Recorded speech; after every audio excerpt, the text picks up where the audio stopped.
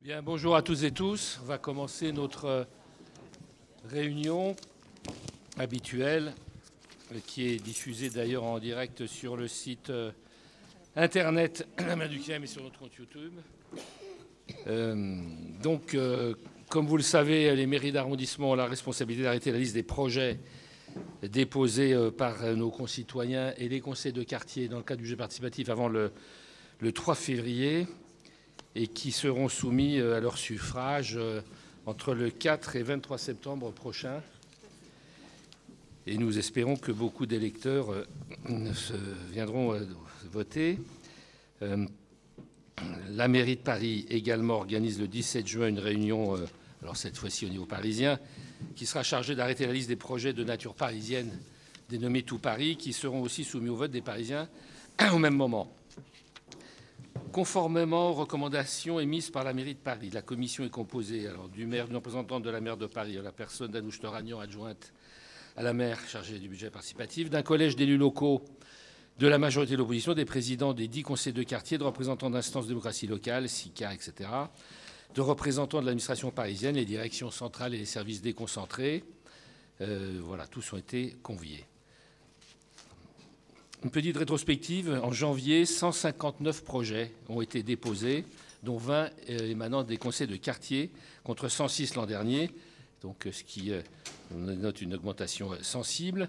Une quinzaine d'ateliers de co-construction ont été organisés par voie électronique, la plupart des projets étant distincts les uns des autres et clairement identifiés. Et des entretiens téléphoniques avec des porteurs de projets nous ont également permis de lever des imprécisions relevées ici et là. 52 projets, alors après les rejets, les regroupements, etc., ont finalement été sélectionnés par la mairie du 15e et la mairie centrale, en plus desquels 4 ont été jugés irrecevables par les services centraux, mais que nous allons néanmoins examiner. Peut-être peut-on les maintenir. L'objet de notre réunion est donc d'analyser la pertinence de ces 56 projets afin d'arriver à une liste de 20 projets maximum à soumettre au vote en septembre. Voilà ce que je pouvais vous dire. Nous allons donc passer en revue ces projets, direction par direction. Et on s'arrêtera que ceux sur lesquels, bien sûr, nous avons des remarques à formuler. Bien sûr, chacun pourra prendre la parole à tout moment, les directions techniques en particulier.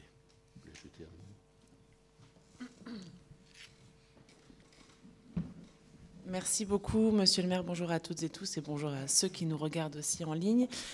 Très ravie, évidemment, d'être parmi vous ce matin à double titre, à la fois comme élue du 15e et comme adjointe à la maire en charge du budget, notamment du budget participatif.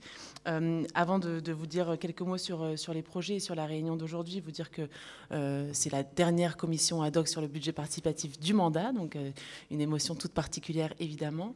Nous avons fêté l'an dernier les 10 ans du budget participatif, un dispositif qui ne démontre plus son succès et qui est l'un des plus importants au monde en termes de budget, puisqu'on est quasiment à 770 millions d'euros dans le cadre du budget participatif, et ce qui représente un peu plus de 1300 projets qui ont été désignés lauréats en 10 ans par les Parisiennes et les Parisiens, et plus de 21 000 idées qui ont été déposées pour un peu plus de 3400 chantiers qui ont été réalisés. Donc, c'est évidemment une source de fierté immense de la ville de Paris et dans le 15e qui est particulièrement créatif dans le cadre de ce dispositif qui donne le pouvoir d'agir aux Parisiennes et aux Parisiens. Et en 2024, donc l'édition de l'an dernier, nous avions 121 projets qui ont été désignés lauréats pour un montant de 83 millions d'euros, donc c'est extrêmement conséquent. Et à l'échelle du 15e, l'an dernier, les habitants ont pu décider de l'affectation de 7 190 000 euros pour 11 projets qui étaient lauréats. Cette année, donc, le 15e bénéficie d'une enveloppe qui est d'un montant de 7 190 000 euros à nouveau, dont 2 320 000 qui sont donc fléchés à destination des quartiers populaires du 15e et notamment des 2 nouveaux quartiers politiques de la ville. Et donc, en effet, cette réunion de la commission ad hoc est une étape essentielle puisque c'est le moment où on va décider finalement des projets qui seront soumis au vote. À la lumière évidemment de l'expertise des services de la ville que je veux vraiment remercier pour leur travail en amont et qui est essentiel pour pouvoir justement définir à la fois la recevabilité et la faisabilité des projets. Et donc cette commission réunit à la fois les services mais aussi les habitants et évidemment les élus pour décider de quels projets seront finalement soumis au vote. Nous allons également avoir un temps éventuellement de regroupement de certains projets. J'attire votre attention sur ce travail de regroupement parce que soit c'est fait de manière thématique, soit c'est fait de manière géographique. Il faut aussi veiller à ce que ce soit très lisible pour les Parisiennes et les Parisiens quand ils voteront pour faire en sorte que les projets soient compréhensibles quand bien même ils auraient été regroupés. Le maire l'a dit, mais je le rappelle, donc la phase de vote, donc les projets seront mis en ligne à partir de fin juin. La phase de vote se fera du 4 au 23 septembre, à la fois sur tout Paris et dans les arrondissements. En général, c'est une phase de vote que nous cherchons à corréler avec des forums associatifs particulièrement prolifiques dans le 15e. Et donc voilà, c'est une étape qui est particulièrement importante. Et en effet, on va passer en revue chacun des projets pour en discuter s'il posait des problèmes ou s'il y avait une volonté soit de repêchage, soit de considérer qu'il ne pourrait pas être soumis au vote pour diverses raisons. Voilà. Merci beaucoup. Voilà, maintenant vous savez tout sur le budget participatif parisien et dans le 15e. Donc nous allons pouvoir énumérer les directions. Alors on va faire ça le plus vite possible, hein, enfin, sauf bien sûr vous m'arrêterez là où vous souhaitez intervenir et puis j'aurai moi-même des commentaires à formuler, vous aussi d'ailleurs. Donc vous avez un tableau derrière avec les numéros, j'imagine. Oui, voilà, c'est la répartition des projets. On va mettre la slide suivante peut-être sur le... Voilà, alors on commence par la direction des affaires culturelles avec le 1201 qui porte sur l'aménagement de la cabane, qui est une petite salle du théâtre Sylvia Montfort pour 1,8 million d'euros. Il n'y a pas de sujet. Quelqu'un va intervenir là-dessus? Oui, madame. Alors, présentez-vous quand vous intervenez. Catherine Végel d'Angelo, donc référente budget participatif pour la direction des affaires culturelles. Juste pour vous expliquer le différentiel entre le coût minimum et le coût maximum proposé pour ce projet, qui est donc l'idée étant de remplacer le chapiteau existant par une cabane en dur pour mieux accueillir les publics et d'équiper cet espace d'un gradin rétractable et de mobilier permettant d'accueillir le public, mais aussi d'éclairage. Voilà. Et donc le coût a été estimé en fonction du nombre de mètres carrés pour des aménagements scéniques plus ou moins importants. Donc on a pour 1 800 000 € un aménagement donc, de 300 mètres carrés avec un aménagement intérieur vraiment à minima. Et pour le coût maximum de 3 millions, on a des aménagements beaucoup plus ambitieux avec de l'éclairage, des projecteurs, des équipements scéniques et des équipements intérieurs complets. Bien, 1,8 million, c'est déjà pas mal sur 7 millions, donc avis favorable, je pense qu'il n'y a pas de problème. Le 1435 porte sur la réhabilitation de la verrière d'une des salles du Grès Brassens-Brancion afin de le rendre fonctionnel, à peu près pour la même somme de 1,9 million. Et donc je propose d'agréger ce projet au DEF 2237 qui consiste à végétaliser l'espace extérieur, anciennement occupé par les véhicules de la STEG, où c'est un parking pour les véhicules des services administratifs, et à rénover le cube rouge, vous voyez, qui est à l'entrée du Sylvia Montfort, qui a fait office d'ailleurs d'accueil pendant un moment du théâtre Sylvia Montfort, mais qui est inutilisé aujourd'hui pour un montant de 310 000 €.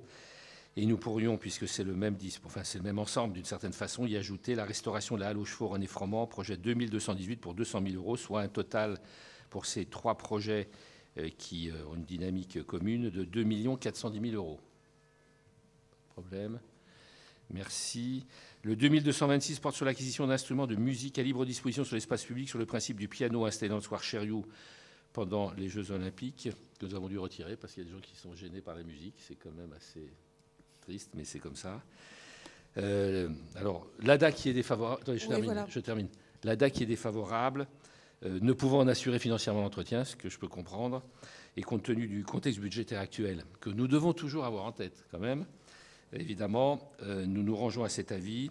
La mairie du 10e ne pouvant pas non plus prendre en compte, malheureusement, les coûts d'entretien de ces instruments extérieurs. Alors, peut-être avez-vous quelque chose à ajouter? Non, ben voilà. Donc, j'ai tout dit. Donc, il est rejeté. Et on verra comment les choses peuvent évoluer. Le projet 1569 porte sur la réalisation d'une fresque dans le parc André Citroën pour 15 000 €. Compte tenu de son faible montant et du caractère incertain de l'accord des concepteurs du parc, que je vais rencontrer à nouveau d'ailleurs, il me semble pertinent de le sortir de la liste et de le proposer, par exemple, un financement par le conseil de quartier au cas où les concepteurs donneraient leur accord.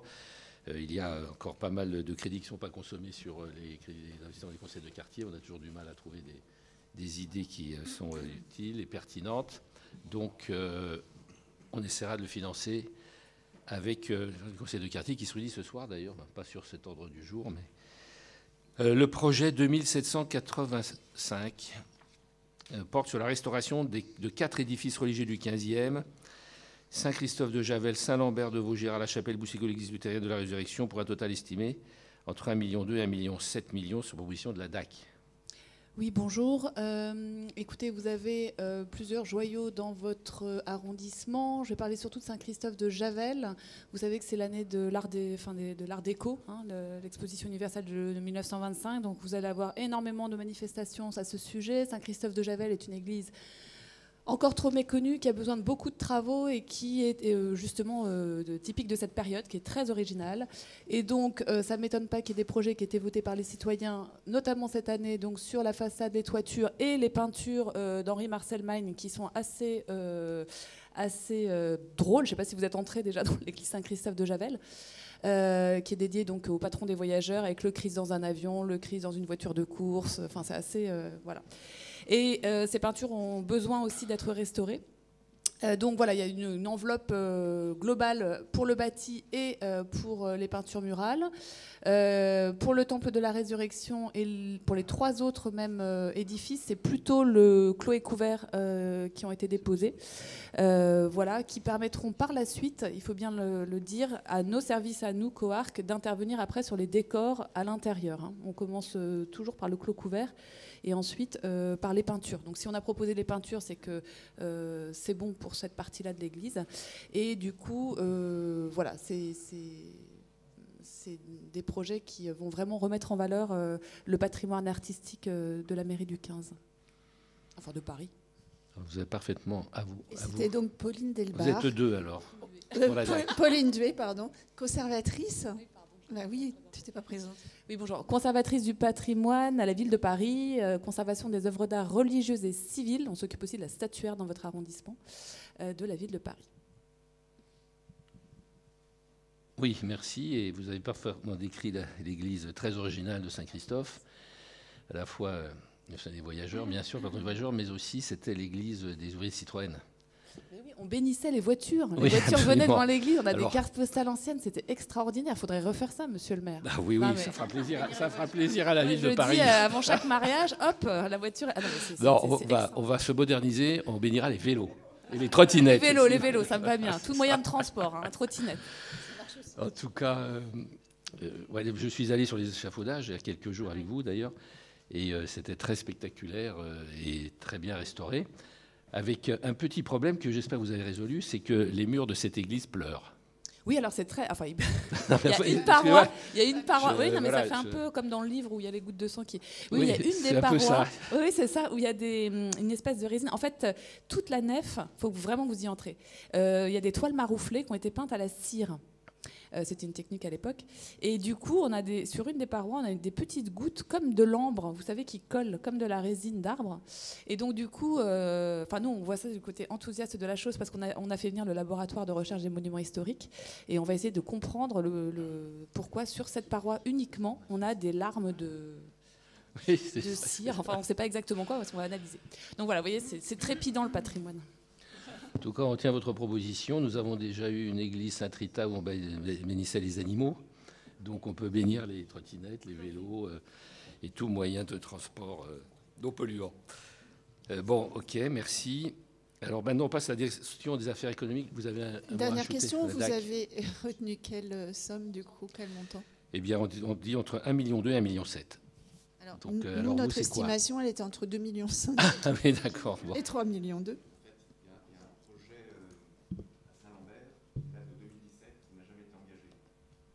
Il reste des crédits là-dessus? Non, justement, ils ne sont pas engagés. Alors, ils sont effectivement disponibles si la direction des finances l'accepte. Ils sont disponibles. Pour lesquels on a, avec le maire, décidé de diminuer un petit peu l'enveloppe, qui est quand même, si elle est évoquée, un bon cas sur l'enveloppe totale. Alors, c'est sous réserve de cette confirmation qu'il reste des crédits sur Saint-Lambert. Mais alors, du coup, si on prend cette enveloppe-là, sur quoi on fait porter le vote? Sur quel projet? Est-ce qu'on ne met pas tout sur ça? Oui, c'est ça. On enlève Saint-Lambert complètement et on garde Saint-Christophe de Javel et le Temple de la Résurrection. Et la chapelle Boussicot, mais la chapelle Boussicot, c'est pas énorme, je crois que c'est des travaux d'accessibilité uniquement. Je la connais pas. Si, mais elle a été entièrement restaurée, la chapelle Boussicot. C'est juste une question d'accessibilité parce qu'il y a quelques marches et donc... Oui, et ça a été instruit par la DCPA, je crois. Bah, faut peut-être revoir le budget de façon un peu plus précise et puis on laisse en point d'interrogation d'ici là, on va essayer donc on revient vers vous. Oui, voilà, oui. Merci. Point d'interrogation. On passe à la direction des affaires économiques. Si elle est là. Elle est là. C'est vous. Alors, le projet, il y a un seul projet, ça va aller très vite pour vous. On le a projet deux 2504 qui porte sur l'achat d'un utilitaire électrique au profit de l'Armée du Salut pour les collectes de dons à domicile. Un avis favorable pour un montant de 41 000 €. C'est bien ça? Oui, il n'y a pas d'enjeu de fonctionnement sur ce projet. La fabrique 230 ayant déjà une activité de réemploi du mobilier et le camion qu'on prévoit d'acheter permettra la collecte à domicile, rendant un service de proximité à la population. Et on émet un avis favorable.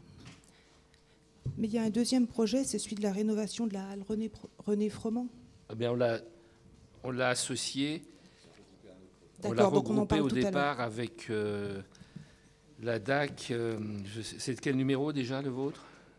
Moi, c'est 2218.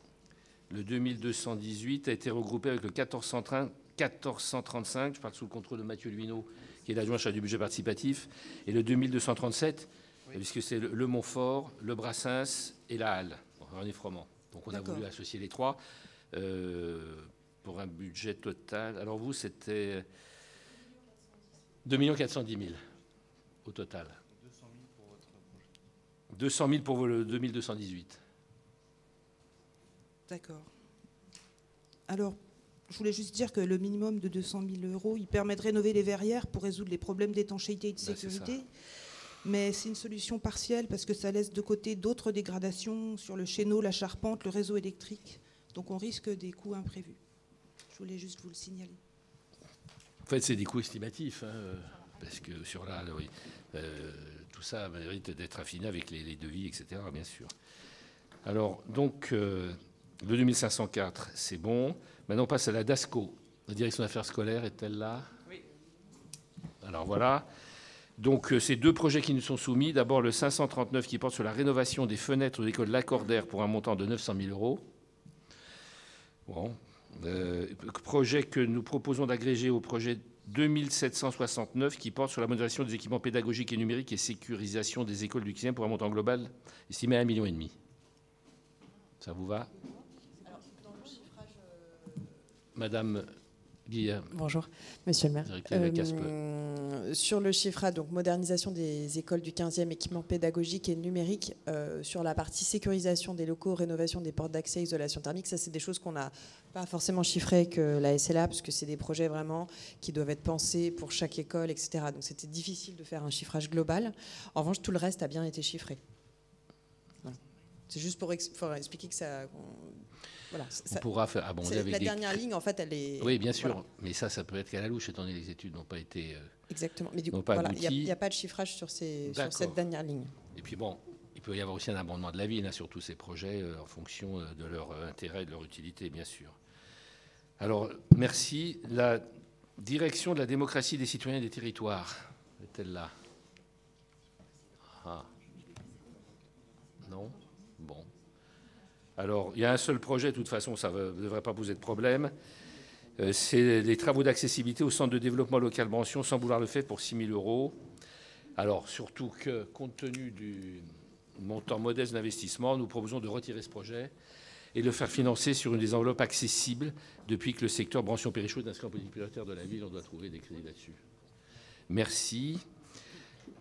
Maintenant, la direction des espaces verts. Alors, 15 projets quand même, hein. Donc on végétalise, c'est très bien. Dont un, le 2237, a été agrégé déjà projet de la DAC, donc celui-ci est déjà examiné. Alors là, ça va être un long pensum, excusez-moi, parce que je vais vous faire la liste de tous ces projets. Nous proposons de regrouper le 682 portant sur l'aménagement d'une rampe PMR dans le square Saint-Lambert pour 180 000 €, avec le 1372 portant sur la réfection du TEP Cévennes pour 250 000 € et le 950 portant sur la rénovation de l'aire de jeu et de menus travaux dans le square Violet.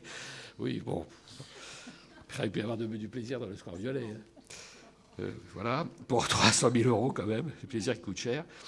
Je propose également d'agréger le projet 463 qui porte sur l'agrandissement du square du Clos-Feuquière, projet que nous soutenons bien sûr pleinement et que nous ajouterions au projet 2762 qui porte sur la rénovation du square Béla Bartok, au 2524 qui porte sur la rénovation des bordures des squares Cambronne et Garibaldi pour 150 000 €. Nous proposons d'ajouter également le projet 1010 de la DVD là, qui porte sur la rénovation de l'île aux Cygnes qui est déjà bien engagé. Il s'agirait cette fois-ci de réaménager les abords de la Statue de la Liberté pour un budget très large mais sur le long terme, et pour lequel on pourrait retenir une enveloppe de 350 000 €, permettant dans un premier temps de revégétaliser le site. Nous ajouterions également le projet 2768 qui porte sur la pose de panneaux sur l'île aux Cygnes pour 28 000 €, panneaux historiques d'explication de ce que c'est l'île aux Cygnes. Le projet 2766, création d'aires d'agrès sportifs dans une demi-douzaine d'espaces verts pour un montant estimé par les services à 52 500, mais qui nous semble quand même assez insuffisant et que nous évaluons pour notre part à 100 000 € et qui sont vraiment très, très utilisés par les sportifs. Dernier projet à regrouper, le 2789, qui porte sur le renouvellement des équipements de jardins partagés, c'est-à-dire c'est du petit matériel, des cabanes, des bacs récupérateurs d'eau de pluie, et pour un montant de 55 000 €. Ces 10 projets pourraient être proposés pour 3 millions sous l'intitulé des espaces verts plus qualitatifs. Est-ce que là-dessus, la DEV veut s'exprimer, de passer le micro à la DEV?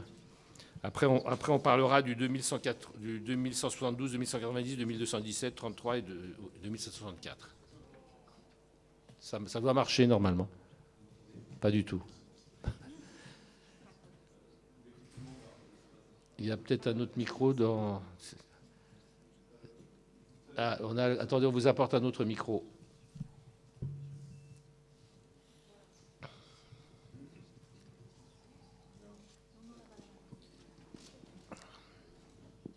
Oui, merci Monsieur le maire. Effectivement, vous avez résumé un peu la situation. On a des espaces verts et dans tous les axes, soit sur l'axe biodiversité, espaces verts et nos équipements comme les jeux et l'accessibilité. Je pense que c'est une bonne solution de regrouper l'ensemble de tous ces projets. Nous, on y est favorable dans tous les cas. Parfait. Oui, Madame Toragnan. Oui, on m'entend, c'est bon. Oui, peut-être que le titre des projets regroupés est un peu succinct. Est-ce qu'on pourrait peut-être un peu plus l'étoffer que simplement qualitatif et que ce soit un peu plus représentatif de la richesse de tous les projets qui sont regroupés et qu'on soit bien vigilant à ce que dans le descriptif du projet, tout apparaisse? Parce que voilà, des espaces verts plus qualitatifs, je trouve que c'est un peu sec au regard... Oui. Oui, non, bien sûr. Oui, comme c'est l'occasion aussi de le dire. Voilà.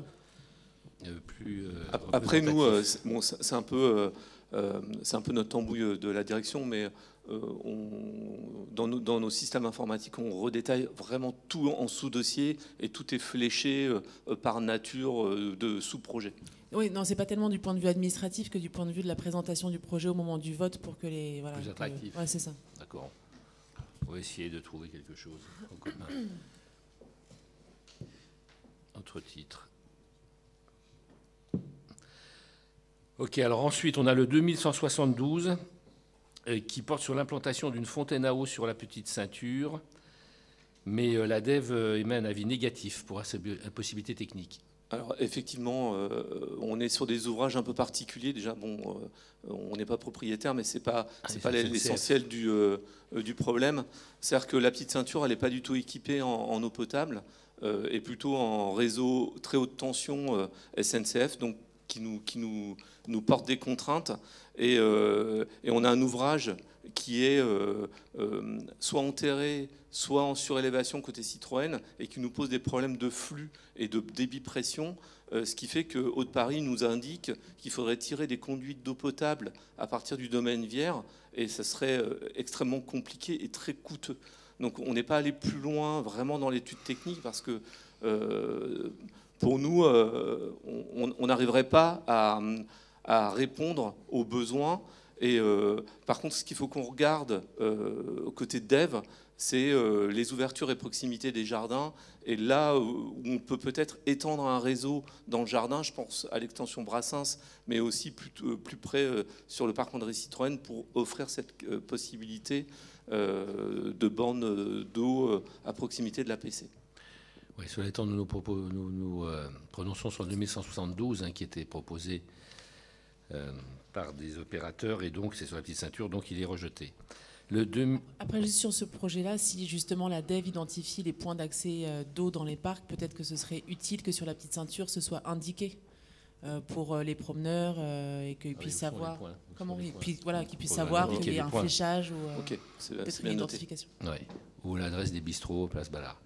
Donc le 2190 porte sur la création dans le parc Suzanne Langlaine d'un parcours d'apprentissage du vélo, ce qui est quand même très intéressant parce que j'y suis allé, il y avait le permis vélo que faisaient passer des écoles là, récemment avec mon adjointe et c'était tout à fait remarquable. Hein. Mais c'était juste pour cette journée d'apprentissage du vélo. Donc l'idée, c'est la création d'un parcours pérenne. Alors l'idée... malheureusement, il y a un avis défavorable des services. Alors là, moi, je souhaiterais qu'on puisse le garder en l'agrégeant peut-être à 2 projets qui sont un pôle sportif sur les hectares récupérés de l'héliport et deuxième projet, développement d'espaces dédiés au sport de raquettes. Pas grand-chose à voir. 2 projets qui n'ont pas été retenus par les services centraux, non pas sur le fond d'ailleurs, mais sur la temporalité. Voilà, qu'on pourrait peut-être essayer d'avancer là-dessus. Par exemple, le conservatoire aussi n'avait pas été retenu par les services sur le plan du budget participatif et on l'a inauguré avec bonheur la semaine dernière. Donc voilà ce que nous pourrions faire, c'est adopter ce principe aussi pour l'aménagement des 4 hectares par l'État de l'héliport et mettre en voie une première enveloppe de 2 millions pour ce projet d'aménagement d'équipements sportifs sur l'héliport qui comprendrait ce projet. Qu'en pense la DEV? Alors, pour le coup, sur ce projet, c'est vrai que côté division territoriale, exploitation, sur ce site, nous, on n'exploite pas du tout les grandes allées, les grandes artères, donc c'est plutôt la DJS qui aurait pu se prononcer sur ça. Et par contre, nous, on militait, comme vous l'avez très bien dit, d'intégrer dans le projet de l'héliport des 3 hectares à ouvrir un projet qui s'intègre dans ce souhait de promouvoir le vélo.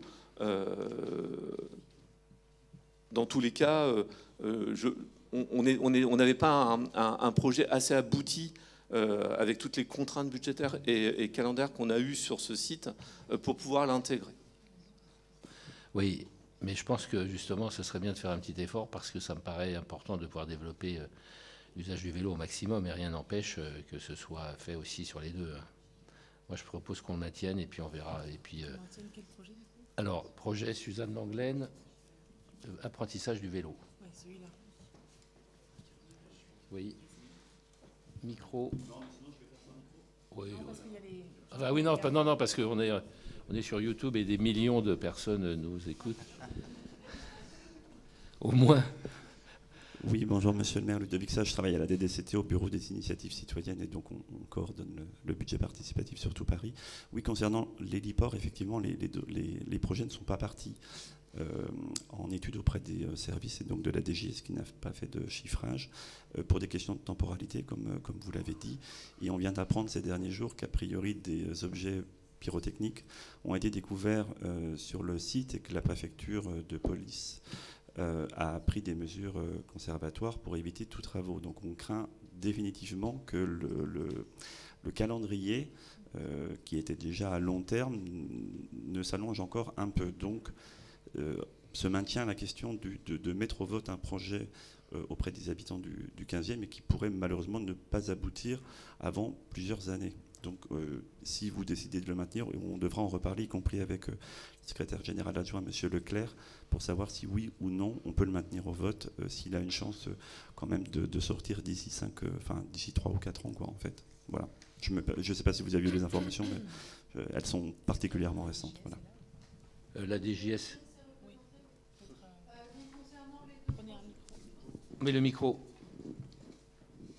Concernant les 2 projets sur l'héliport, donc, comme indiqué, nous ne les avons pas eus en instruction. Donc, outre le principe général du fait qu'instruire des projets qui concernent une opération d'urbanisme plus globale dans le cadre du budget participatif, c'est toujours un peu compliqué parce que les temporalités ne vont pas nécessairement ensemble. Effectivement, là, les parcelles qui, a priori, nous seraient destinées, nous n'y avons pas accès, nous n'avons pas le droit d'y accéder. Et du coup, tant qu'on ne connaît pas leur nature, on peut difficilement dire si oui ou non développer telle ou telle activité serait possible. Puisque selon l'état de la pollution des sols, il est évident que les activités possibles ne seront pas les mêmes. Oui, je comprends bien. Ah, pardon. Non, je vous en prie. Non, en effet, je pense que le fait est que la parcelle de l'héliport ne sera pas accessible avant 2028 et que visiblement, ça pourrait prendre encore plus de temps pour pouvoir y avoir accès s'il y a en effet des éléments pyrotechniques. Mais d'autant qu'il y a une concertation qui a été menée sur l'héliport, donc peut-être qu'on pourrait éventuellement prendre ces projets-là, les mettre dans la concertation globale sur l'héliport et les garder en tête et ne pas les jeter à la poubelle, mais en tout cas se dire que pour cette édition-là, vu la temporalité de réalisation potentielle, c'est peut-être pas le plus pertinent et surtout ça suppose potentiellement de la frustration pour les habitants qui ont déposé le projet de se dire que c'est pas avant au moins 4 ans, quoi. Cela étant, ça fait quand même un certain temps que nous étudions cet aménagement. La concertation ait lieu, l'héliport, et était prévu des pistes cyclables.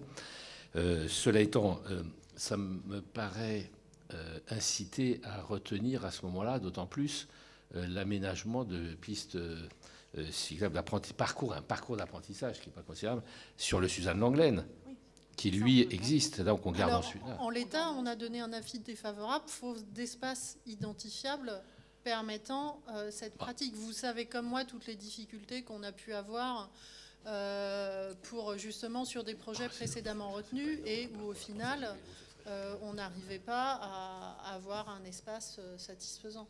Donc nous, bien entendu, sur le principe nous intéresse énormément. Hein, non, parce qu'on est d'accord que c'est les 2 projets héliport, donc un pôle sportif sur les hectares récupérés de l'héliport et le développement d'espaces dédiés au sport de raquettes qui serait défavorable parce qu'on est sur la parcelle de l'héliport. En revanche, le parcours d'apprentissage dans le parc sur Suzanne Lenglen, ça me semble quand même favorable.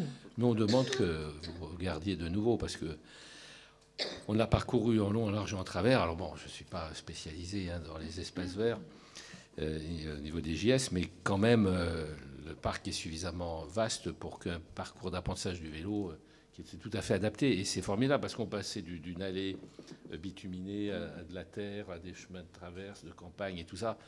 Enfin, ce serait intéressant qu'on puisse quand même le retenir. Donc voilà, si vous pouvez regarder ça. Donc ensuite, on passe au 2217 qui porte sur la réouverture de la ferme Suzanne Lenglen. Les services y sont opposés pour des raisons de coût de fonctionnement et de bien-être animal. Bon, on peut comprendre surtout qu'on avait installé cette ferme près du transformateur électrique, donc c'était pas terrible pour les animaux, n'est-ce pas? Voilà. Voilà, donc on ne le retient pas. Le 2233 porte sur l'aménagement du tunnel de la petite ceinture en mur d'escalade et en agriculture urbaine. Il y a un avis négatif des services pour des raisons techniques et réglementaires, ce qui est dommage, mais qui porte ce projet, c'est l'ADEVE. Oui, alors effectivement, nous, on a porté un avis négatif à ce projet. L'ouvrage d'art, il est sous gestion SNCF, avec des inspections à réaliser réglementaires, et on nous impose de rien installer comme équipement ludique sur tous ces équipements, que ce soit pont, tunnel, ouvrage de franchissement. Donc on souhaite donner un avis négatif. Puis du sport sans fontaine à eau, du coup, ça fait sens. Mais on accueillera dans les jardins, bien évidemment. Donc on ne le retient pas. Le 2764 porte sur des équipements ludiques sur la coulée verte. Alors, toujours sans fontaine à eau, bien sûr. Alors, il y a un avis défavorable des services car le projet nécessite un lieu de stockage et de la ressource humaine, donc du fonctionnement. Donc on ne le retient pas, si j'ai bien compris. Effectivement, et puis on a aussi un problème d'usage sur ces zones-là. C'est-à-dire qu'on a énormément de joggers. C'est pas celui qui est à l'écran, attention. Non. On a énormément de... 2764 qu'il faut le mettre. Ah bah oui, alors j'ai pas la bonne numérotation. 68, non Parce que la notice ne correspond pas à ce projet. C'est un autre numéro. Il y a un numéro. Oui, le 64. Oui. Ah. Alors attendez, on termine peut-être sur celui-là dont personne ne connaît le numéro. Les équipements ludiques sur la coulée verte. Avis défavorable, hein, c'est bien ça ? Exactement. On ne souhaite pas installer des équipements en dur sur cette travée qui est utilisée quotidiennement par les joggers, notamment les promeneurs, les personnes avec des chiens tenus en laisse. Et donc, les unités de passage qui nous sont imposées par SNCF, on souhaite aussi installer du mobilier de pique-nique et de repos et de contemplation. Et donc, on juge qu'à rajouter des équipements supplémentaires sur des unités de passage qui sont restreintes, on n'arrivera pas à garantir la bonne sécurité de chacun et l'entretien de ces équipements. Oui, alors pardon, mais d'après ce que je lis du projet, c'est pas uniquement sur la coulée verte. Donc qu'on retire de la coulée verte, qu'on retire la coulée verte du projet, je l'entends parfaitement, mais on parle aussi, d'abord le titre est pas évocateur de la coulée verte, c'est les places et les kiosques du 15e, et on parle de l'auditorium Saint-Lambert et des événements kiosques en fait. Donc est-ce qu'on a rebouclé avec le porteur de projet, parce que j'ai pas l'impression que ce soit uniquement la coulée verte, si je me trompe pas.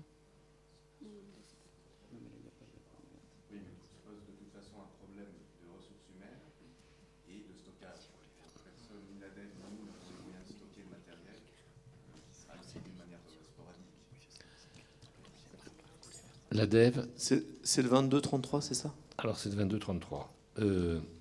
Non. Oui, mais ça ne correspond pas tout à fait à l'intitulé.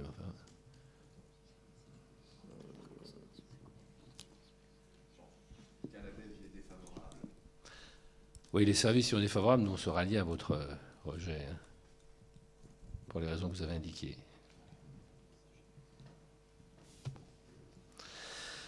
Ok, on passe à la direction de la famille et de la petite enfance, DFPE. Un projet nous est soumis, le 556, qui porte sur la création d'un tiers-lieu dans l'ancienne crèche Jules Dupré. Alors, il y a malheureusement un avis défavorable, alors que c'est un projet qui avait été accepté l'an dernier. Oui, il avait été soumis au vote l'an dernier, mais il avait loupé de peu la marche d'éligibilité, si je peux dire, de très peu de voix d'ailleurs, pour être retenu. Donc, il nous paraissait que c'était un bon choix que de le soumettre à nouveau au vote, comme nous l'avions fait l'année dernière.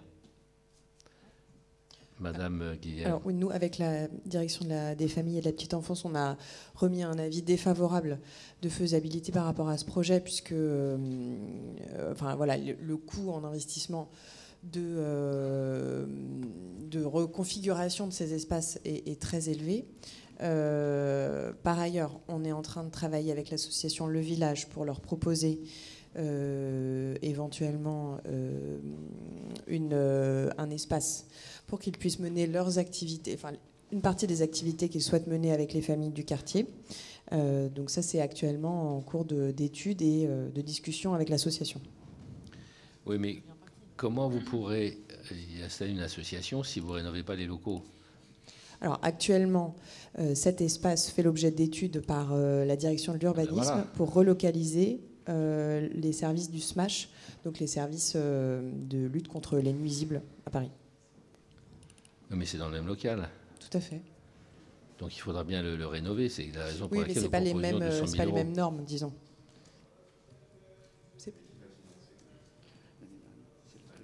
Alors moi je suis pas, complètement.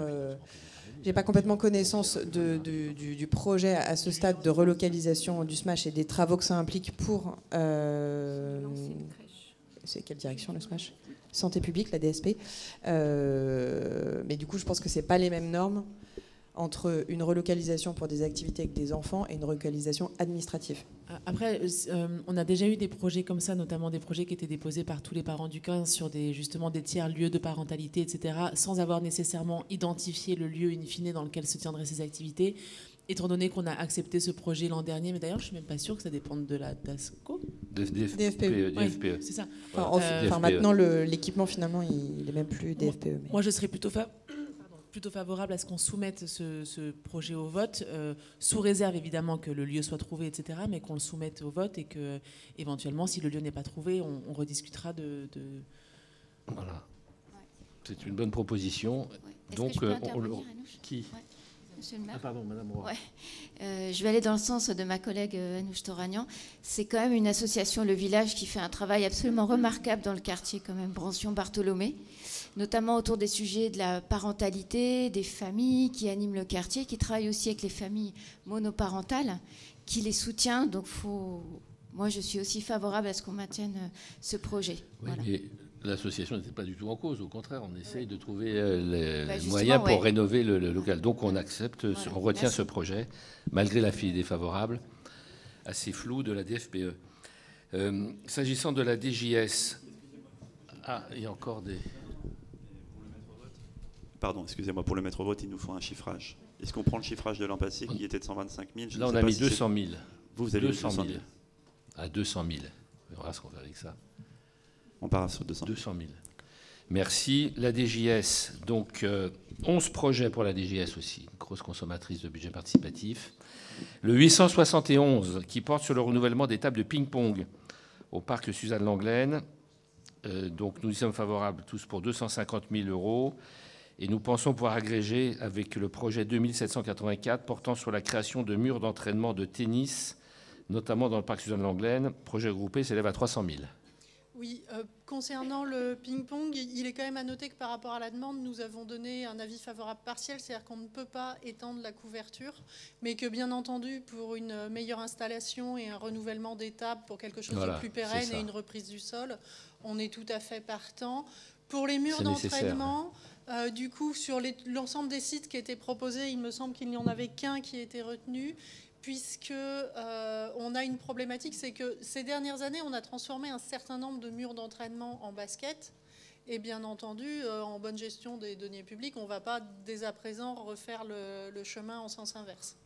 Mais oui, sur les sites qui ont été validés par les services, nous sommes bien entendu favorables. Donc 300 000 €. Le projet de circuit d'apprentissage du vélo dans le parc Suzanne Langlaine est regroupé avec les espaces verts, ou est-ce qu'on le regroupe avec les projets sportifs ? Oui, c'était plutôt espace vert. Non ? C'était un projet qui avait été soumis aux espaces verts pour lequel la direction jeunesse et sport était contributrice, si mes souvenirs sont bons. Est-ce que, à voir en termes encore une fois, de lisibilité, si ça ne fait pas plus sens de mettre le parcours d'apprentissage du vélo dans un projet regroupé DJS, ça me semble faire plus sens, surtout s'il y a un projet dans le parc Suzanne Langlaine. Enfin, à voir, hein, je soumets ça à votre expertise, mais peut-être regarder si on ne le retirait pas des espaces verts pour un projet davantage sportif éventuellement. On examinera entre les deux directions celle qui est la plus opportune. Le projet 947, rénovation complète du stade Émile-Antoine, pour un montant très élevé.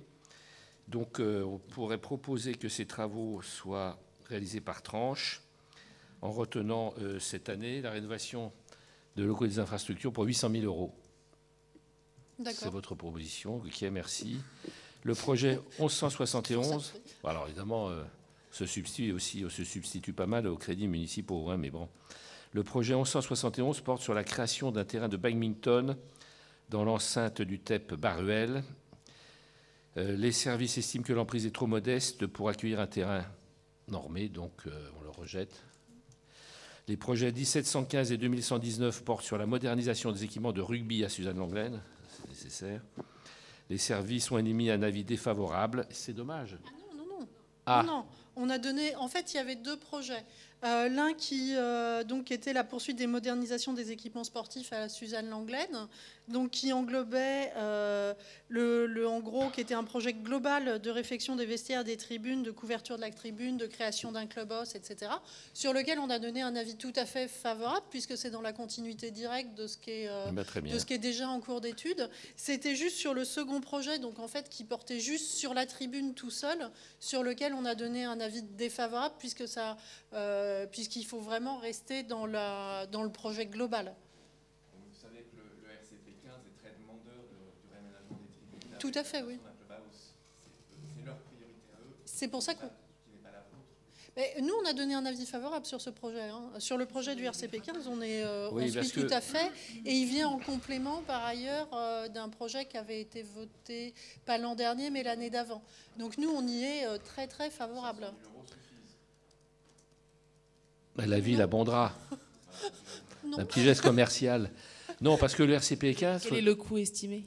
Alors, le coût estimé global de toute l'opération, c'était 4,5 millions. On a déjà des premiers financements, ce qui fait qu'il nous manque que 2,9 millions. Et on ne peut pas le faire par tranche de la même manière il y a que Émile Antoine ? Tout budget supplémentaire est bon à prendre, on ne va pas se le cacher, mais il y a un moment, on ne pourra pas lancer les travaux qui, justement, sont globaux sans la couverture financière. Ce que vous dites, c'est qu'avec 500 000 €, on ne peut pas engager tout ça, quoi. Voilà. C'est dommage, parce que vraiment, le rugby, c'est une spécialité du 15e, sans doute, parce que nous sommes dans le sud-ouest de Paris. Mais pas que. Le RCP 15 est un club extraordinaire, qui est le club de rugby le plus important de France, maintenant, qui a dépassé les Toulousains. Donc... il ne faut pas l'entraver dans son développement. Ce n'est pas notre objectif. 2 millions. Soumettons le projet à 2 millions. Et puis si c'est les Parisiens et les habitants du 15e pour ce projet, soumettons à 2 millions. Allez, on met 2 millions. Voilà. Merci pour le rugby. Merci de ce geste commercial pour le rugby. Mais vraiment, il le mérite. C'est un club extraordinaire, le RCP 15. On se demande pourquoi la DGS a tant de haine contre le rugby. Pas le moins du monde. Alors, le projet de 1954 porte sur la mise en accessibilité d'une salle Erika, dédiée au showdown, handisport, accessibilité déjà effective. Oui, alors donc il y a un avis défavorable. Si oui, alors c'est assez problématique pour nous. En fait, le projet manquait de détails. La salle Erika est une salle de réunion. Son accès est tout à fait accessible. C'est une salle qui est en 2 niveaux. Et le premier niveau est accessible. Mais du coup, en fait, c'est une salle sur laquelle on ne peut pas prétendre à une accessibilité à 100%, puisque de toute façon, il n'y a pas la place de mettre un élévateur entre les 2 niveaux. Mais donc, nous, d'après tout ce qu'on avait vérifié, les 2 tables de showdown pouvaient être installées sur le premier niveau qui est accessible. Donc là, on a du mal à comprendre quelle est la demande. Mais je crois qu'il y avait eu des échanges avec les services déjà, mais sans qu'on ait plus de détails sur ce qui est attendu, enfin, ce qui manquerait pour la pratique en l'état actuel, puisque voilà, c'est un niveau accessible avec le niveau du bâtiment où se situe la salle Erika est accessible et la première partie de la salle Erika est accessible.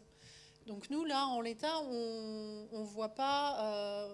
on ne voit pas ce qu'il y a à faire de plus, et ce qui est sûr, c'est que rendre les 2 niveaux de la salle accessibles n'est pas possible.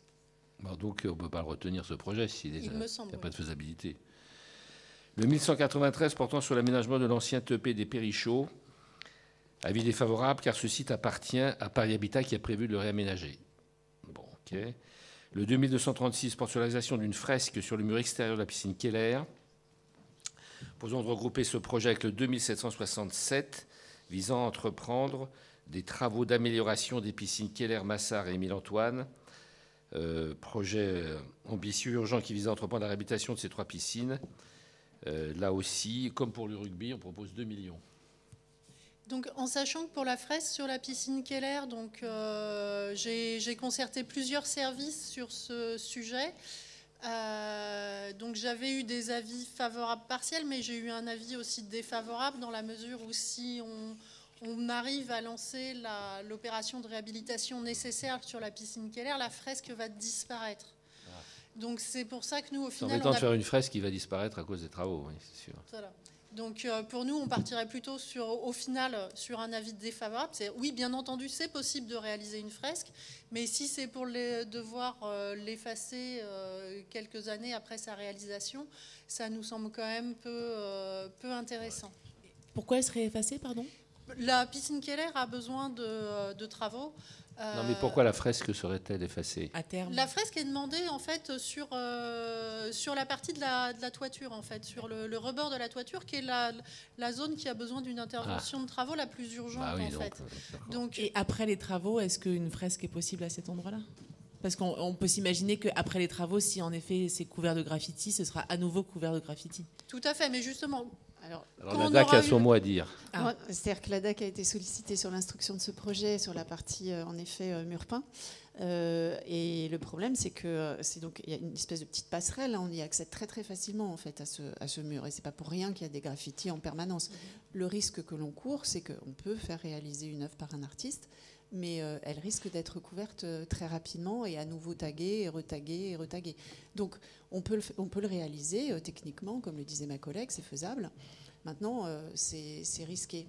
Peut-être qu'après des travaux d'embellissement plus globaux sur l'équipement, ce serait peut-être bien déjà d'observer ce qu'il en est. Est-ce que ce mur va être respecté une fois qu'il sera beau, propre, etc.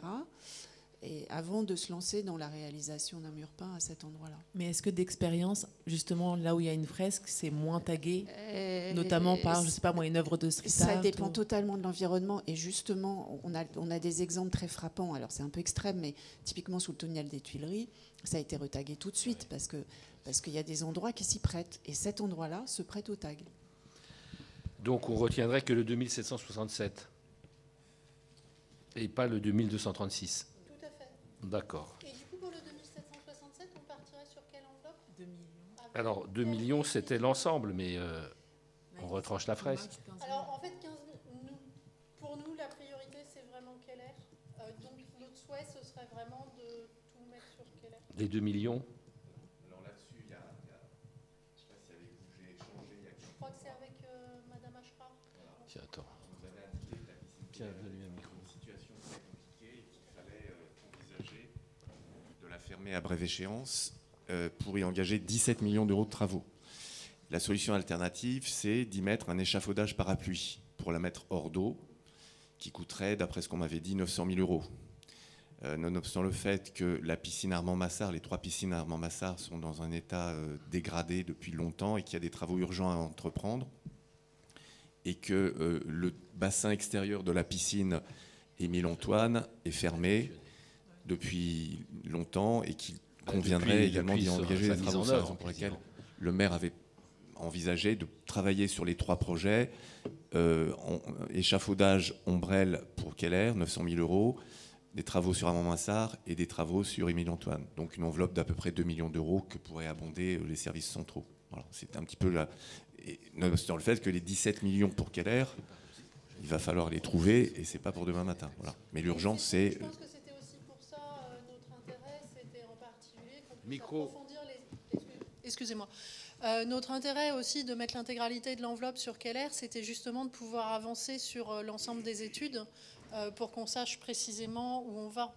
Ma crainte étant qu'avec du coup 1 million à partager ensuite... Non, on a mis 2 millions. 2 millions. Oui, non, mais si on prend on 900 000 ou 1 million pour Keller, après il reste 1 million pour les deux. Ça permet de lancer les études. Ouais. Mais du coup, voilà, on met qu'on le ne doigt dans s'attende pas à l'engrenage. des réalisations, ou alors que du coup, pour le reste, pour Massard, on parte plutôt sur la salle d'armes.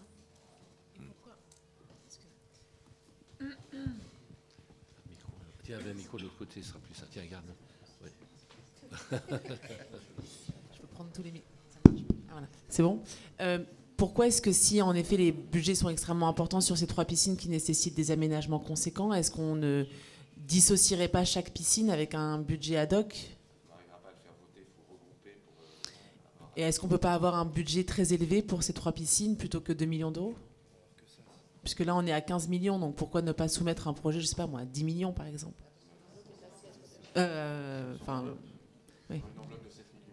Oui, si la ville Non, mais est-ce qu'on pourrait pas échelonner, je sais pas. Ah, de toute façon, ce sera échelonné parce que on va pas pouvoir sur. Oui.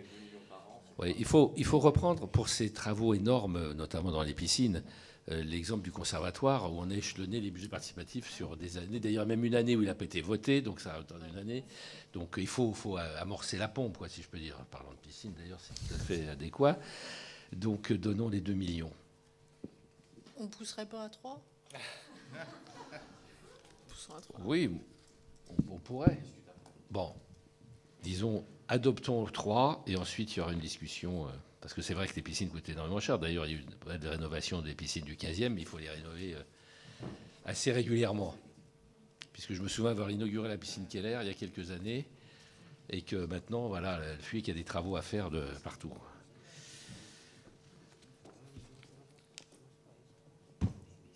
Alors, on en est.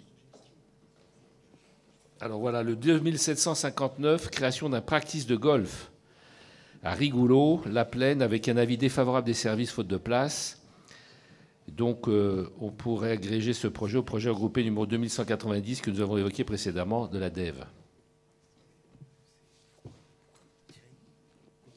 Comment ça ? Le 2190 qu'on a dû examiner. Le practice de golf, on a rendu un avis défavorable.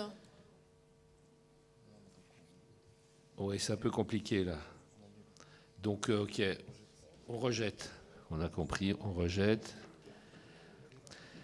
Maintenant, nous passons à la DSP, la Direction de la Santé Publique, avec un projet unique qui a reçu un avis réservé des services centraux. Il s'agit du projet 496 portant sur l'aménagement d'un TEP dans l'enceinte de l'hôpital Necker au profit des 1100 enfants hospitalisés chaque année, ainsi qu'aux enfants du quartier. Un avis favorable pour 350 000 € permettant de décontaminer les sols, végétaliser les abords de l'équipement sportif à venir avec la fondation du PSG qui finance le TEP et les salles de cours attenantes. Voilà, donc avis favorable. Pourquoi l'avis réservé ? Où est la santé publique ? Quelque part, nulle part. Bon. Micro. Excusez-moi. C'est bien le 496. Oui, donc la DSP n'est pas là.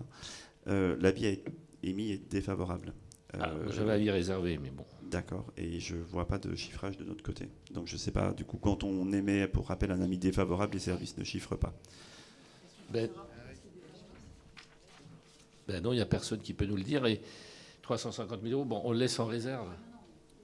Ouais, ben, ça me paraît, oui, c'est vrai. Pour les enfants, de Necker. Alors, tiens, prends ton micro. La DSP considère que le PSG est suffisamment riche pour se passer des financements publics. C'est comme ça que c'est écrit dans la note. Donc, ouais, mais donc ça ne se fera pas. Comment ?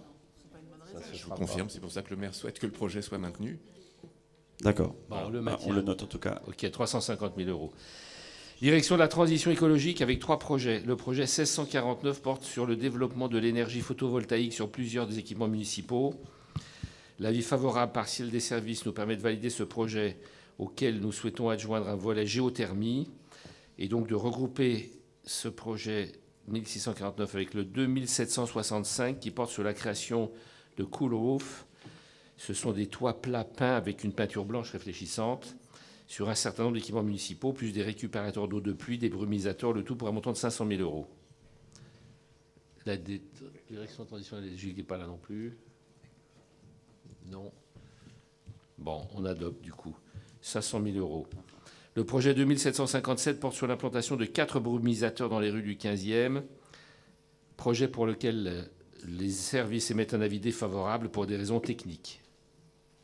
Bon, donc voilà, c'est rejeté. Nous passons aux 10 projets portés par la direction de la voirie. Donc vous êtes prêts à la DVD ? Cachez votre joie. Le 2399 concerne le réaménagement de la place de Panama. Ça m'embêterait que la France se trouve en guerre avec le Panama parce qu'il y a une sanisette au milieu de la place et que cet équipement ne satisfait pas le Panama. Je dois dire que je reçois les représentations diplomatiques de l'ambassadrice du Panama régulièrement, presque chaque année, du Quai d'Orsay, qui me harcèle également par rapport aux bonnes relations que la France souhaite continuer à entretenir avec le Panama. Et donc, j'assiste quand même lourdement pour nous sortir de cette galère. On a déjà suffisamment de problèmes avec la Russie et d'autres pays de ce type, donc on ne va pas se mettre le Panama sur le dos. Alors, de quoi s'agit-il ? Alors, le problème, c'est que c'est le raménagement de cette place qui n'est pas une place, c'est une espèce de carrefour autoroutier invraisemblable. Et je comprends le Panama. Si j'étais panaméen moi-même, je prendrais la même position. Surtout que la place de France, là-bas, est la plus belle place de la capitale du Panama. Même si je ne suis jamais allé là-bas, j'ai vu des photos. Donc, c'est quand même le problème entre 5 et 8 millions d'euros. Ça dépasse largement l'enveloppe. Mais effectivement, on pourrait là aussi faire quelque chose en plusieurs phases. D'ailleurs, la DVD n'y est pas défavorable, mais ça coûte très cher. Il me semble que l'année dernière, on en avait déjà parlé, enfin ça date, hein, la place du Panama. Évidemment que la DVD est favorable parce que par ailleurs, on a parfois des signalements dans ce coin-là. Donc l'idée, c'est que c'est vrai qu'on propose, nous, un projet assez qualitatif. Donc, si jamais on voulait phaser, on pourrait le faire, hein, puisqu'on le fait phaser. Enfin, pardon, je spécifie. En fait, de faire en plusieurs phases successives, ça reviendrait déjà à faire des études un peu plus exhaustives, parce que nous, on avait déjà fait une esquisse d'aménagement. Et le coût estimatif, je dis à l'époque, mais c'était juste l'année dernière, on était déjà aux environs de 3,5 millions. Donc, si on va plus loin en examinant le potentiel végétalisable de la place et des voies attenantes, je pense qu'on peut facilement monter à 6 millions, voire 8 millions d'euros. Donc, évidemment, on n'est peut-être pas dans le cadre du budget participatif, mais bon, si on fait... Et donc, on commencera par 1 million. Oui, c'est bien ça. Voilà. Pour des études. Et comme ça permettra de calmer l'armée panaméenne qui est à nos portes et qui piaffe d'impatience d'envahir la place du Panama.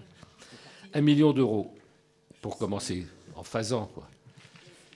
Le 1290 porte sur la poursuite de la modernisation de l'éclairage public du 15e, qui est nécessaire, effectivement, amorcé en 2018 avec des lampadaires intelligents, le smart lighting, qui permet d'économiser l'énergie. Donc là, on propose 1 million pour le 1290 DVD. Okay.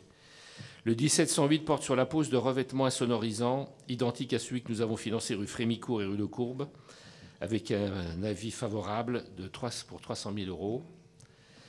318 porte sur l'implantation de ralentisseurs avenue Émile Zola pour 25 000 à 75 000 euros. Alors là, c'est un projet que nous proposons d'inscrire sur nos IL 2026, donc on peut le financer autrement. Et c'est utile, effectivement. Le projet 2086 porte sur l'extension du square Calmette dans le cadre de la pacification de l'avenue Bartholomé.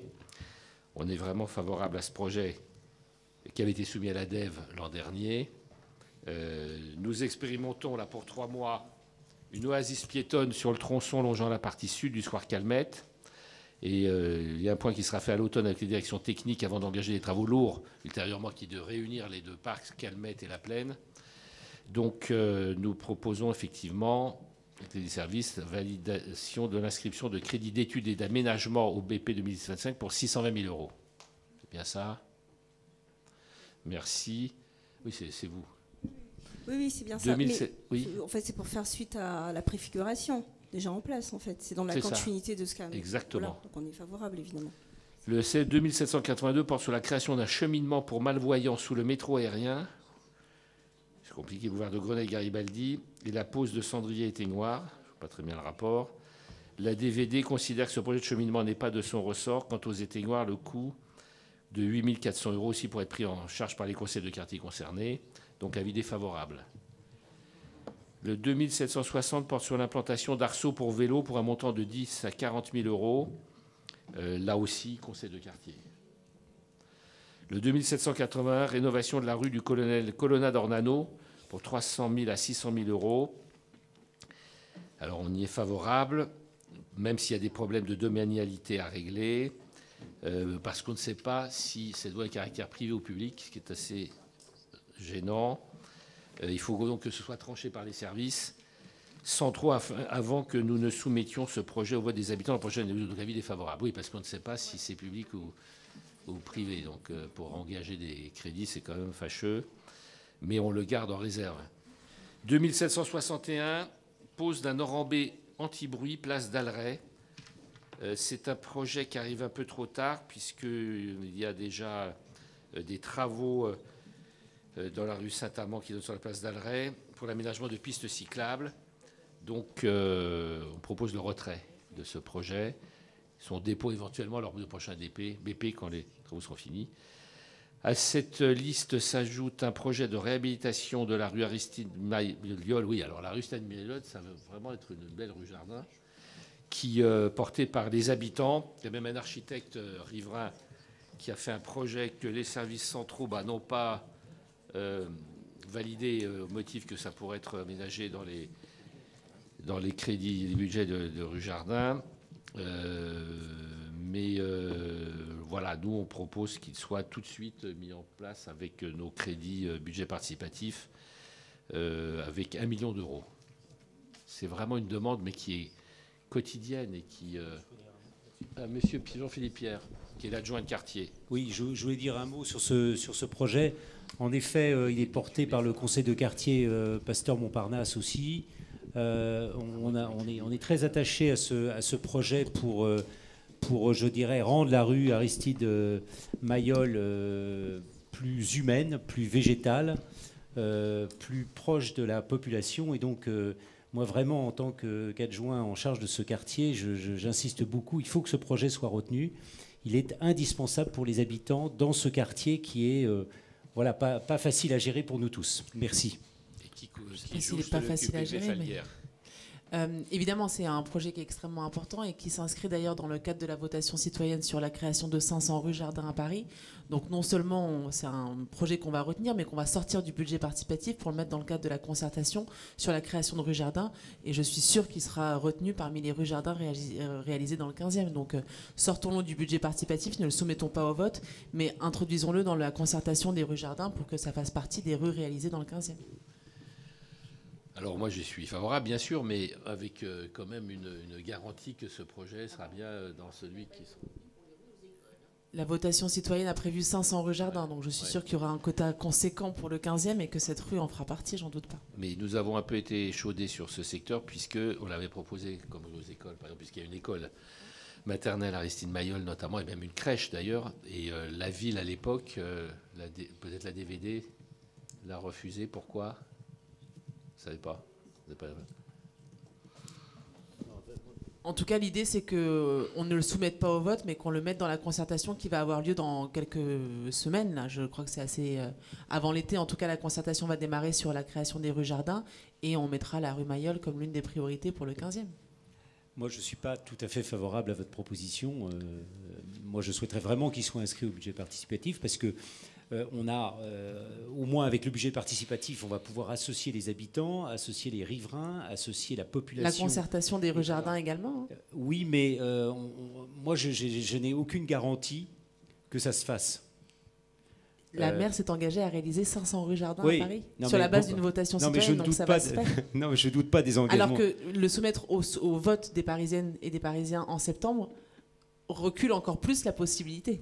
Moi, je ne doute pas du tout de l'engagement de la maire de Paris et de votre engagement aussi, mais moi, même les engagements, il y a des tas d'engagements qui ne sont pas tenus, donc j'ai peur que celui-ci ne soit pas tenu, et moi, je pense que de l'inscrire au budget participatif garantit plus une sécurité d'avoir ce projet voté par les habitants en septembre prochain. Chacun veut, et tout le monde ici d'ailleurs, cette rue Jardin dans Aristide Maillol, est-ce qu'on ne peut pas essayer d'avoir deux niveaux. Par exemple, on l'inscrirait au budget participatif et en même temps, dans les priorités au jardin, on abandonnerait l'idée si ça ne... Oui, mais elle sera nécessairement abandonnée puisqu'il y aura la concertation et que ce sera prévu. Mais si vous voulez, on peut partir du principe qu'on le laisse et que si, en effet, elle fait partie de la concertation et que c'est prévu, on le retire. Mais c'est quasiment sûr que ce sera retiré.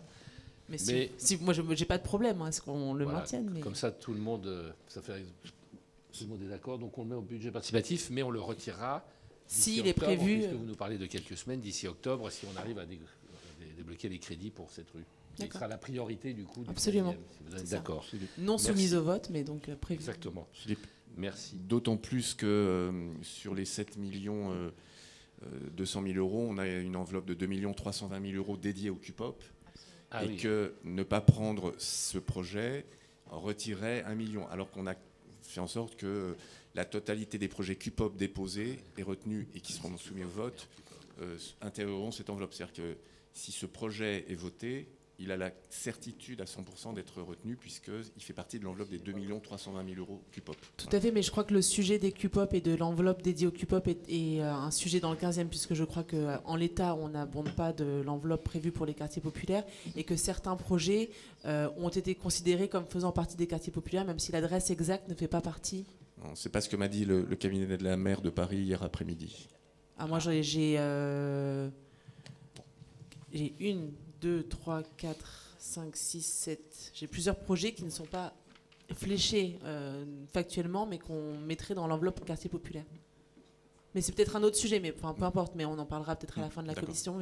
Non, mais moi, j'ai pas de problème à ce qu'on le maintienne, mais je pense qu'il fera partie de la concertation et donc il sera même pas soumis au vote puisque la votation a déjà eu lieu. Ok, donc il y aura un point sur les QPOP. Donc, on a un autre projet très intéressant aussi. Là, je pense qu'il y a consensus là-dessus, simplement, il faut qu'on s'en sorte. C'est le projet de préservation des bâtiments des étincelles. Vous savez, dans le square Caroline Aigle, le jardin blanc du parc Citroën.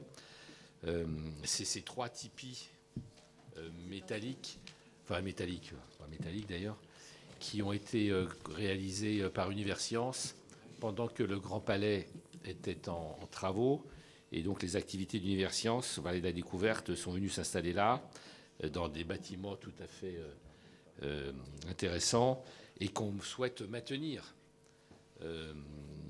Donc c'est 600 mètres carrés d'espace multifonction pour les acteurs locaux. Nous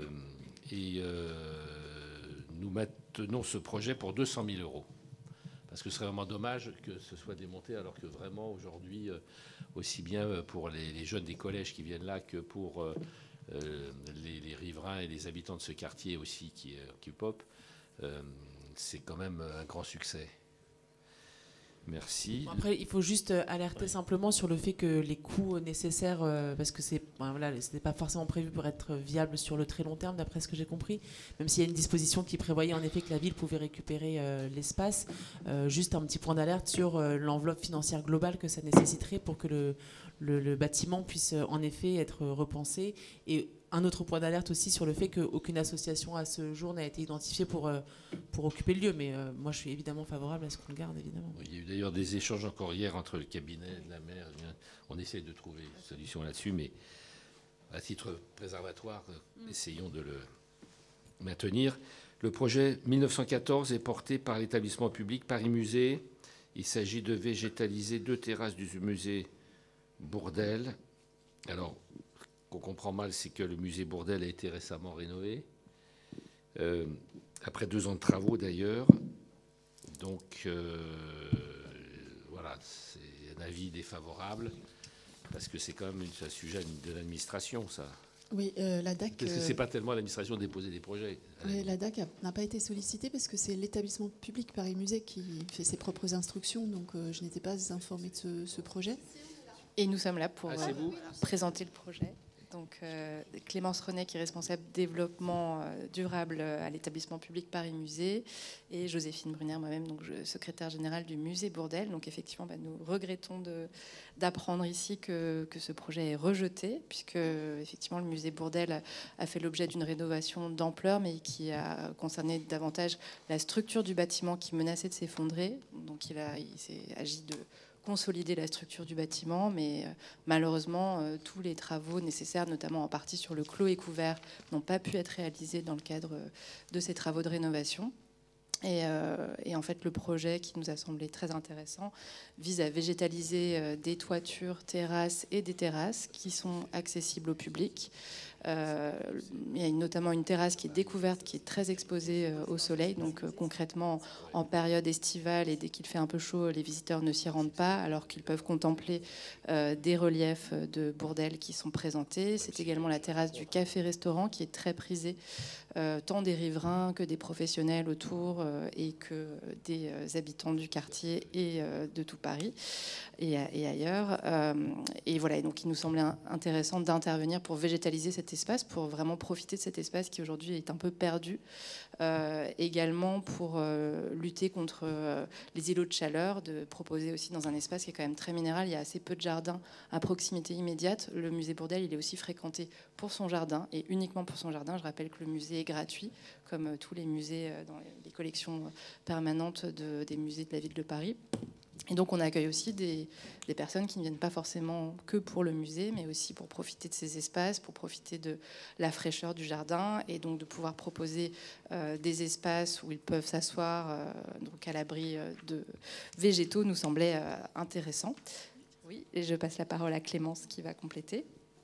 Oui, bonjour, je voulais juste rajouter un mot. Ça fait environ 4-5 ans que l'établissement public Paris Musée, pour l'ensemble de ses musées, a mis un véritable plan d'action de transition écologique. Et l'aspect biodiversité, végétalisation est un des axes forts, puisqu'on a plusieurs musées du réseau qui ont des jardins, et notamment le musée Bourdelle. Et on étudie aussi la possibilité de rajouter de la végétation. Et au musée Bourdelle, on avait consulté le service de végétalisation du bâti de la DEV pour avoir un avis sur cet emplacement, puisqu'il y a effectivement une grande terrasse qui fait un peu plus de 100 mètres carrés, non accessible au public, qui est vraiment dans un creux avec des toits en zinc, et donc ça crée un fort îlot de chaleur en cas de canicule. Il y a des œuvres qui sont conservées au-dessous, donc on aurait vraiment un besoin de rafraîchir cet espace, et de plus ça apporterait un point de végétation, un îlot aussi pour la biodiversité du quartier. Donc voilà pourquoi le projet n'était pas aussi rattaché aux travaux de rénovation et qu'il apparaît maintenant pour nous comme quelque chose de très important. Je me permets de rebondir parce que j'étais en mairie du Neuf pour le BPP, et pour le musée de la vie romantique, il s'est posé la même question, et c'est vrai que c'est extrêmement important. Pareil, vous connaissez sûrement le jardin magnifique, le petit jardin magnifique, et c'est pareil, le 9e est de plus en plus végétalisé, mais pareil, cherche des îlots. Et les Parisiens s'arrêtent aussi beaucoup dans ce jardin-là. Donc c'est vrai que les jardins musées sont enfin, pas que les Parisiens, les touristes aussi. Je rappelle aussi qu'il y a quand même énormément là. Et puis 170 000 euros, c'est pas grand-chose. Non, moi je veux bien qu'on le mette, mais on est tout à fait d'accord, j'imagine, sur le fond avec tout ça, sauf que c'était juste une question de principe. Le budget participatif est un budget qui est consacré à des projets soumis par les habitants à la mairie. Là, le sujet est un peu différent, puisque c'est votre institution qui relève de la ville de Paris quand même largement, qui propose un projet. Alors, ça a été déposé par le musée ? Non, ça a été déposé par un habitant du 15e, ça nous a été remonté, et ça croisait avec nous. C'était beaucoup la terrasse qui était devant le café qui faisait l'objet de remarques du public en disant que c'était vraiment dommage de ne pas végétaliser cet espace-là. Et nous, c'est une occasion de végétaliser plus le site et d'apporter un plus. Donc, ça rejoint en fait des préoccupations.